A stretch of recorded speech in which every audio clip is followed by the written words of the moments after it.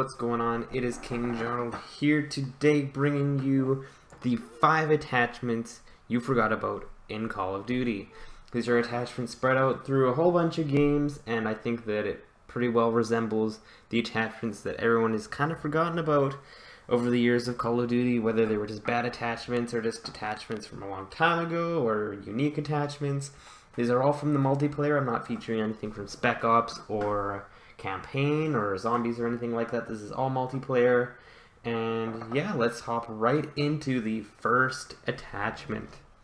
First up, we have Modern Warfare 2's unique attachments for the L86 LSW and the TAR-21. When you put an ACOG scope on the L86 LSW, it gave you what was called the SUSAT scope, which was kind of like an ACOG scope, but it was much more clear. This is what it looked like if you were aiming down sights. And as you can see, it's just one little needle that you would aim down. I discovered this just by putting ACOG on the L86 back when I played MW2, and I was like, what the heck's on my gun? The same thing happened to me when I put a red dot sight on the TAR-21. When you equip a TAR-21 red dot sight, you get this crazy looking, it's almost a holographic sight. It's basically a holographic sight, so you don't really get a red dot sight with a TAR-21. I mean, the iron sights on this gun were fine, so it wasn't a big deal. Most people just ran silencer on it, but it was still kind of sucky to have this big, clunky red dot sight that was not a red dot sight. It was still kind of fun, pretty unique, and yeah, that's number 1. Number 2, we have from Black Ops 1, the upgraded iron sights attachment for pistols.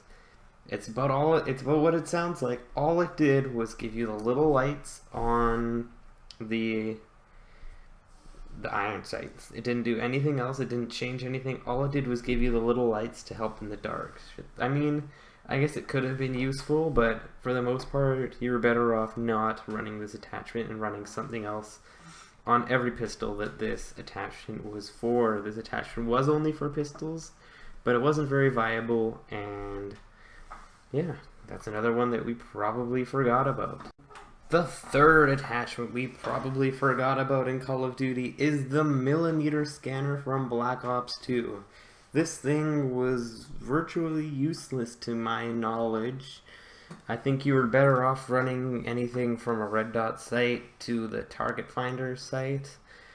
I know it says you can scan heat signatures and see through materials, but really I don't think this was really viable in any sense. If you were sitting there aiming through walls with this, you were probably just going to get killed from behind. And I think it just got really underused, and the normal red dot sight just got used a lot more. The fourth attachment we probably forgot about in Call of Duty is the slug rounds attachment in Call of Duty Ghosts.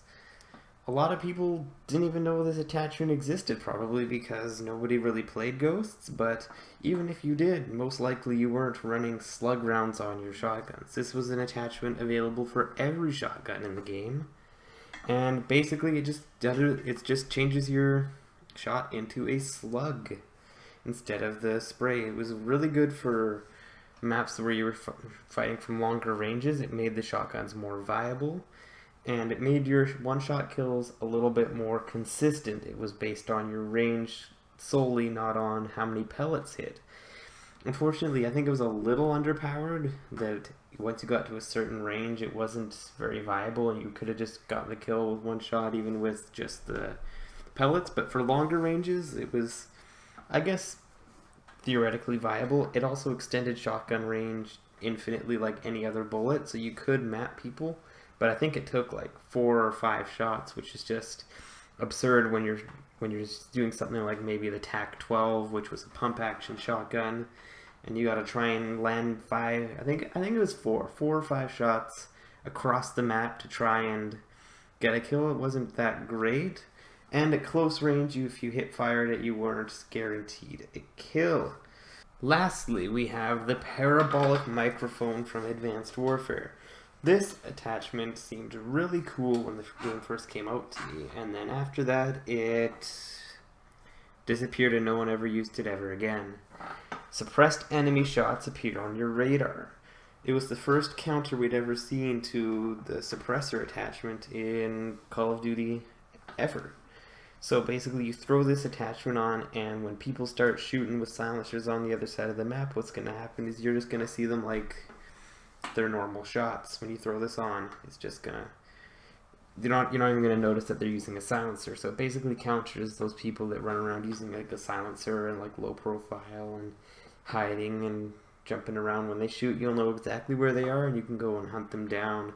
I thought that this was a really cool attachment, but no one really used it, and I guess everyone just kind of forgot about it. Alright, well, thank you guys for watching the 5 attachments you probably forgot about in Call of Duty. I hope you enjoyed. If you did, please leave a like on the video. It really helps out. And if you want, you can just subscribe. Every sub counts, and I hope to see you in the next one. Peace out, guys. Be safe.